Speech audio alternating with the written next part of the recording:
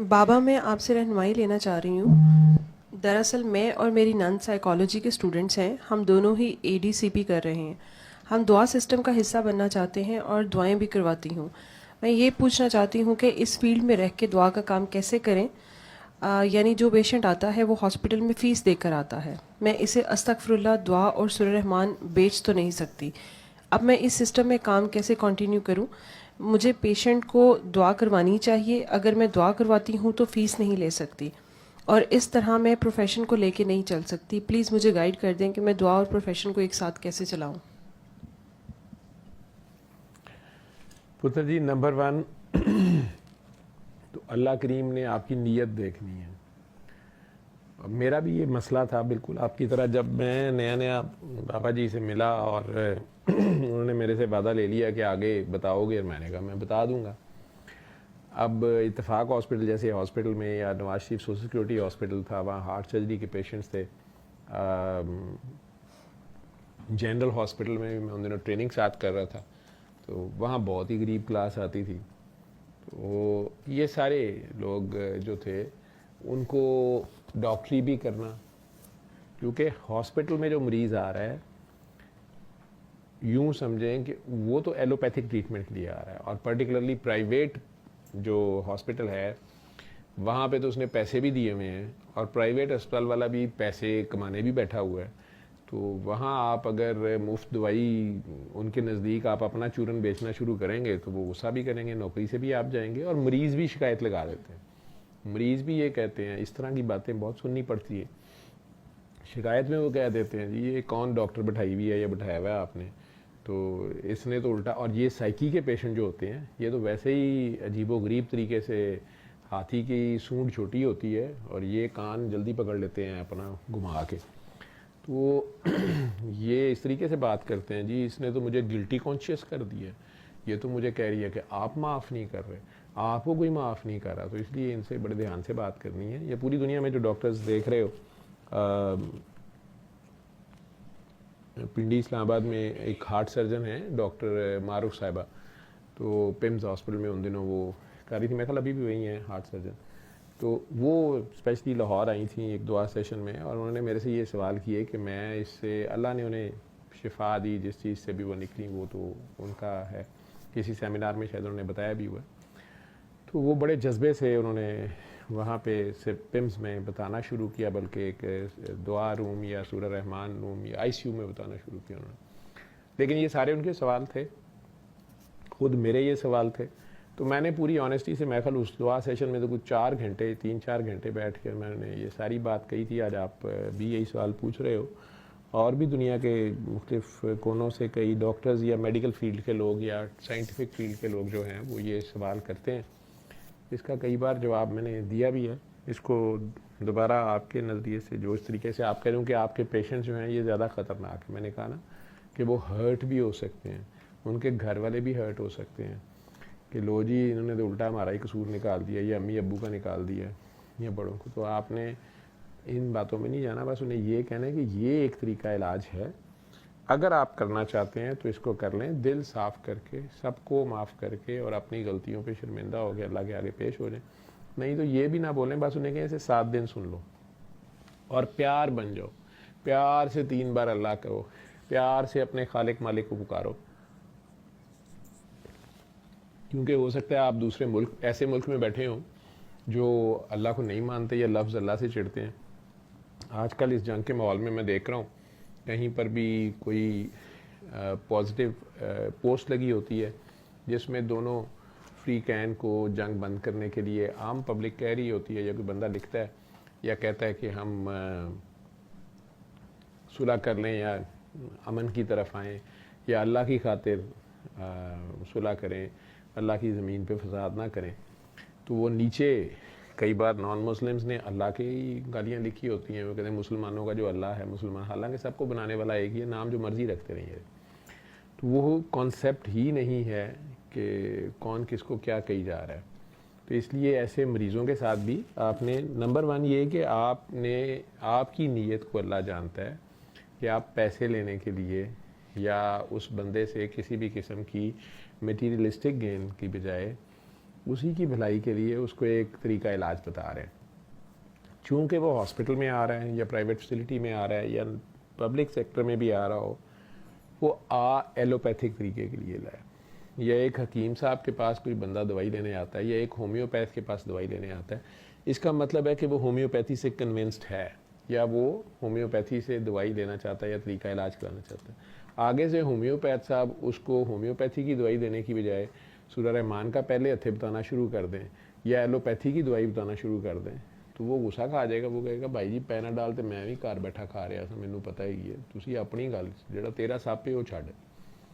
तो इसमें आपने जिस तरीका इलाज को आप फॉलो करते हैं, जैसे एलोपैथिक तरीके से आप साइकोथेरेपी या साइकोसेशन कर रहे हैं या किसी तरीके से भी आप साइकेट्रिस्ट को हेल्प कर रहे हैं, तो आप उसको पहले तो वो सारी जो भी प्लान है उसके मुताबिक उसे ऑफ़र करें, सारा उसे गाइड कर दें। उसके साथ वो सिचुएशन अगर ऐसी है और वो खुद भी कहता है या उसके घर वाले कहते हैं कि डॉक्टर साहब ये तो हम 20 साल से इलाज करा रहे हैं या 2 साल से इलाज करा रहे हैं, डॉक्टर साहब इन दवाइयों से फिर या तो बिल्कुल ये बेहोश हो जाते हैं और सोए ही रहते हैं, ये काम नहीं कर सकते, या हमें इसका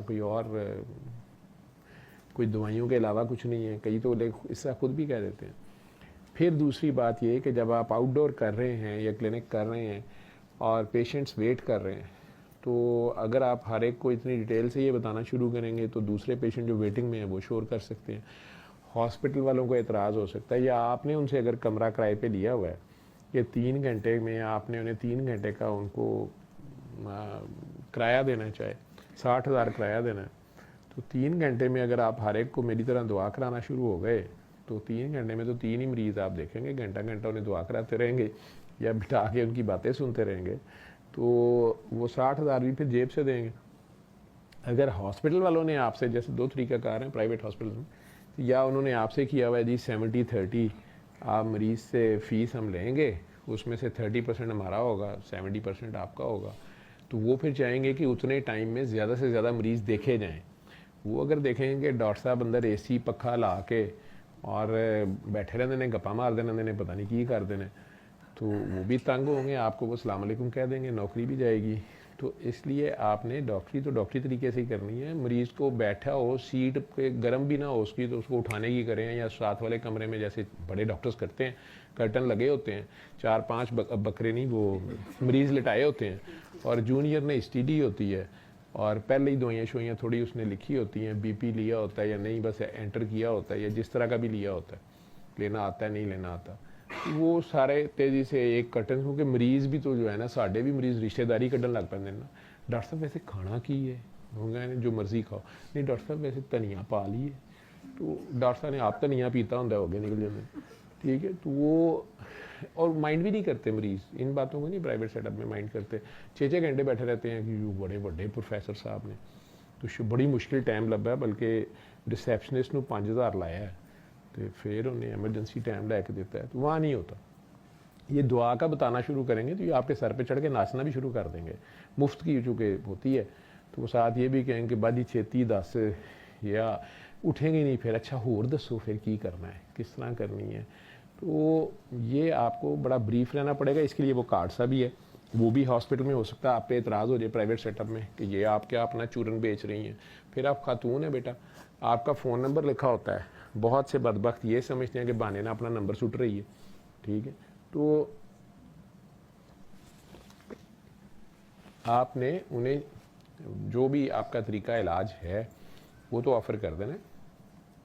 अगर उनकी ऐसी सिचुएशन है, ये वही सवाल जंग वाले सवाल की तरह ही है, या जो मुझे पूछा जाता है कि अच्छा फिर हम अस्पताल बंद कर दें, ICU बंद कर दें, तो मैंने कहता हूँ कि नहीं, मैं ये उन पेशेंट्स को कह रहा हूँ, उस सिचुएशन में कह रहा हूँ जहाँ एलोपैथ के पास भी सलूशन नहीं है, ठीक है। ICU वाला भी, उसकी भी हद आ गई है, उसके पास भी आगे वो जवाब दे दिया डॉक्टरों ने, कोई ऐसी बीमारी है जिसका इलाज ही नहीं है, ऐसी सिचुएशन है जिसमें सिचुएशन बेहतर हो ही नहीं रही, हर तरह का तरीका इलाज आजमा के, तो उसके साथ अगर ये कर लें तो अल्लाह खैर कर देगा। तो उनको आप ये बताएंगी उसमें जो फ़ी आपने ली है वो एलोपैथी की ली है, वो जो आप कर रही हैं, जो भी अस्पताल ने मुकर्रर की हुई है या आपने की हुई है, तो आपने एलोपैथी बताई है ना, एलोपैथिक तरीके से चेक किया, एलोपैथिक तरीके से हिस्ट्री ली है, एलोपैथिक तरीके से आपने उसकी साइको सेशन भी किया है, उसमें ये फ्री ऑफ कॉस्ट, ये तो बल्कि आप अपना एक्स्ट्रा टाइम दे रहे हैं और अपनी मजाक भी उड़वा सकते हैं आप, फजूल का क्रिटिसिज्म का रिस्क भी ले रहे हैं आप, और आपके साथ के डॉक्टर उतनी देर में 3 मरीज देख लेते हैं, आपसे एक नहीं देखा गया होता, तो टाइम भी आपका लग रहा होता है। ये सारी चीज़ें हैं, तो इसमें आप इतने परेशान ना हो। और हाँ ये है कि फिर इनमें से जो लोग ठीक होते हैं वो बड़ी तारीफ़ें, बड़े खुश खुश आते भी हैं, आपके ममनून भी होते हैं। ज़्यादातर तो परवाह नहीं करते, वो कहते हैं कि ये किहड़े अब्बे वाली सूरत रहमान है, और अल्लाह की सूरत रहमान है, असी सुनी तो शिफा हो गई है, तो बड़ी अच्छी बात है। उन्हें भी अगर मौका मिले तो उन्हें कहें जी आप भी आगे बता दें, तो फीस इसकी आप ये लें कि उन सबको कहें कि ये आपने आगे बताना है। जब आप ठीक हो जाए तो आप खुद ही आगे बता दीजिएगा। वो 1000 बंदा ठीक हो जाए तो उनमें से बड़ी मुश्किल से एक आगे बताना शुरू करता है, ठीक है। और कोई मेरा ख्याल है 99 के करीब होंगे जो आपको ये बताना भी गवारा करेंगे या एडमिट करना गवारा कर लेंगे कि हाँ डॉक्टर साहब थैंक यू, इन्होंने बताया था वो सूरह रहमान का, मैं आज थैंक यू डॉक्टर साहब आपने वो बताया, बड़ा अच्छा आपने किया, वो जी अल्लाह ने शुक्र है शिफा। तो अगर आप उन्हें कहेंगे कि आप भी आगे बताएगा, नहीं डॉक्टर साहब मैं तो बड़ा गुनाहगार हूँ, आप जैसे लेवल पे तो हम नहीं हैं, मेरा तो वो सोशल सर्कल नहीं है, वैसे डॉक्टर साहब नहीं वो मैं, बस आप बताएं ये वैसे बिद्दत है लेकिन मैं ठीक हो गया हूँ। तो वो इस तरह के तो कई मिलेंगे, ठीक है। और 900 के करीब जो हैं वो ये कह सकते हैं आपको देखते साथ, डॉक्टर साहब आप बहुत अच्छे हैं, आप बहुत प्यारे हैं, डॉक्टर साहब मैं कर रही हूँ, हम कर रहे हैं, बल्कि मैं सोच रही शुरू करूँ, तो वैसे काफ़ी फ़र्क पड़ा। तो डॉक्टर साहब वैसे मैंने ना वो प्रोफेसर रफ़ीक साहब की तस्वीर भी की है, लेकिन जीनियर साहब को मैंने सुना था तो वो कह रहे थे कि ऐसे नहीं होता, तो डॉक्टर साहब वैसे उन्हें भी सुना करें, ठीक है। वैसे दादा साहब ने अपनी किताब में ये लिखा है, तो वो आपको पता चलता है तो वो पीर ने डॉक्टर भी ने, ठीक है। तो लेकिन अगर आप उन्हें इतना कहें कि चलें ठीक है आप ना आगे भी बता दें अगर आपको फ़ायदा हुआ है, तो डॉक्टर साहब जी मैं हाँ नहीं आपकी तरह हम कैसे कर सकते हैं। तो वैसे भी डॉक्टर साहब मेरी थोड़ी रिजर्वेशंस हैं, देखिए ना इस तरह तो हमारी कौम जो है वो दम दरूद के पीछे पड़ जाएगी, साइंस तरक्की पहले नहीं कर रही हमारे मुल्क में, फिर और तरक जाएगी। तो ये जो आप वैसे डॉक्टर साहब आप भी पढ़े लिखे हो गए, जी भी काम पे पढ़ गए, तो ये अच्छे लोग होते हैं, आपका दिमाग दुरुस्त करते हैं, तबीयत साफ़ करते हैं, आपको समझ आती है। ये जो एक आगे बताना शुरू होता है ना, इसकी आपने 1000 में से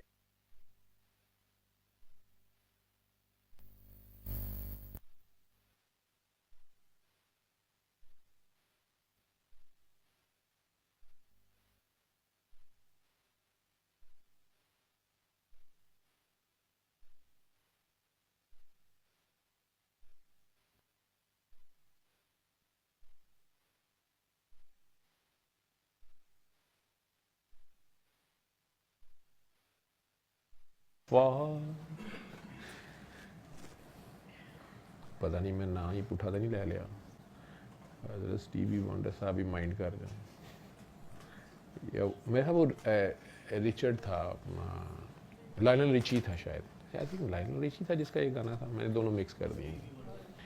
स्टीवी वंडर जी था, हेलो नहीं वो ये लायनल रिची था I think, hello is it me you are looking for, मेरा ख्याल कालियाँ इनका लाइयाँ उन्होंने, तो वो था ब्लाइंड था, बड़ा प्यारा गाता था। ये पुराने ज़मानों की, हम कौन सी जनरेशन है सानू अपना पता नहीं है, बच्चे ही दस देने, अल्फा दस देने सानू, मिलीनियन से तो मेरे अगू 3 बच्चे सन, मिलीनियन शुरू होने तो पहले तो साढ़े 3 बच्चे सन, हैं जी जेन एक्स, बस एक्स वाई जेड जी कितने आने हैं, ठीक है। तो ये बाय जिस सन में आपकी बर्थ होती है, जिस डेकेड में, मतलब उसके हिसाब से होता है।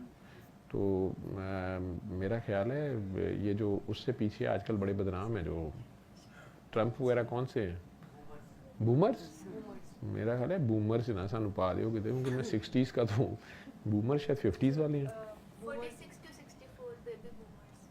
46 to 64 बेबी बूमर्स हैं, और 64 से आगे जो है ये जनरेशन एक्स है, रिचर्ड गियर आया, इसको पता होगा।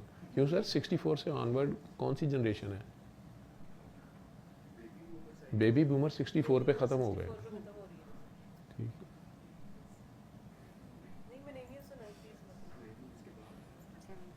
अच्छा चलो छोड़ो परे, खैर तो जेन एक्स ही है।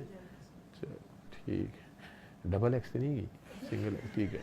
तो फिर उसके बाद ट्रिपल एक्स और फिर मिलेनियम हो गए होंगे। वाई जेड विच नहीं आए? नहीं, जेन जी तो थी, जी थी ना, तो वाई वाली किधर गए? वाई वाले को नहीं थे।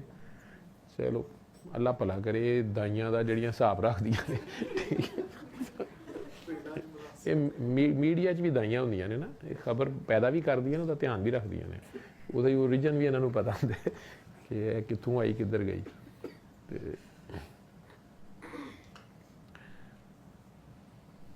कहाँ? हाँ, तो ये जो 1000 में से एक है जो आगे बताना शुरू कर देता है, यूजुअली ये पागल ही होता है आपकी तरह, तो पागलों की तरह आगे बताना शुरू कर देता है, शोर डाल देता है। इसको आप ग्रूम कर सकते हैं, इसको थोड़ा गाइड कर सकते हैं कि सारी बात है पागल है, एक पासे लग गया है तो कोई पता नहीं किधर, तो उसको बचाना भी है, थोड़ा गाइड भी करना है कि बस भाईजान इधर ही, इतना नहीं खंबे दे नाल चप्पी नहीं पानी, दूरों दूरों दसना, तो वो कनैक्शन लेके देना है, लेकिन नाल आप नहीं लटक जाना। तो ये सारा उसे गाइड करना है, लेकिन इनसे आपने बच के भी रहना है। ये गोडे गिट्टे चूमना शुरू कर देते हैं, शदीद प्यार करने वाले भी होते हैं, तो फिर ये आपको भी मुर्शद, बाबा जी, हजरत साहब बनाने के चक्कर में होते हैं। तो यहाँ से आपने बचना है, तो इन्हें सच्चा प्यार भी हो जाता है आपसे, ठीक है, और आप भी शर्मो शर्मी करवा भी लेते हैं, लेकिन कब तक कराएंगे, ठीक है। तो बात बढ़ती जाती है, तो ऐ ना होवे कि गल बढ़ ही जाए, ठीक है। तो बाद में पता चले कि सर वो मैं दुआएं करा रही थी तो खामद ने भी घर से निकाल दिया है। तो ये काकी जो है ना मेरी, जी ਤੁਹਾਡੀ ਕਿਹੜੀ काकी है? तो ये बस ये मेरे घर आ गई थी ना, तो फिर ये मेरे और मेरे खामद के दरमियान में सोती थी, तो फिर खामद ने पहले बेड बकरा किया, फिर वो एक दिन उन्होंने मुझे घर से निकाल दिया। अच्छा बेटा, तो फिर अब इसके घर आ गए? कहते ये तो पहले ही छड़ता जैसे कर देता सी। तो अब हम दोनों आपकी तरफ आ जाए। तो ये सिचुएशन इतने ज़्यादा लेवल पे आपने जो है ना वो तजर्बा नहीं करना उससे पहले ही, तो ये भी ध्यान रखना है, ये जो गोडे गिट्टे चूमने वाले हैं इनसे भी बचना होता है, ठीक है।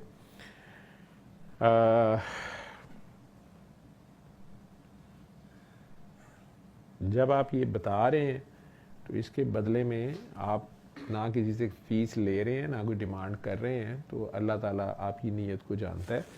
आप सिर्फ़ और सिर्फ खालस इंसानी हमदर्दी में उस बंदे को जो ऐसी सिचुएशन में है जिसमें उसके पास कोई हल नहीं है या जो तरीका इलाज हैं उसके साथ उसकी दादरसी नहीं हो रही, तो आप ये दुआ ऑफ़र करेंगे उसको, और इसमें बहस नहीं करेंगे, आलम दीन नहीं बनेंगे, फतवे जारी नहीं करेंगे, जजमेंटल नहीं होंगे। एक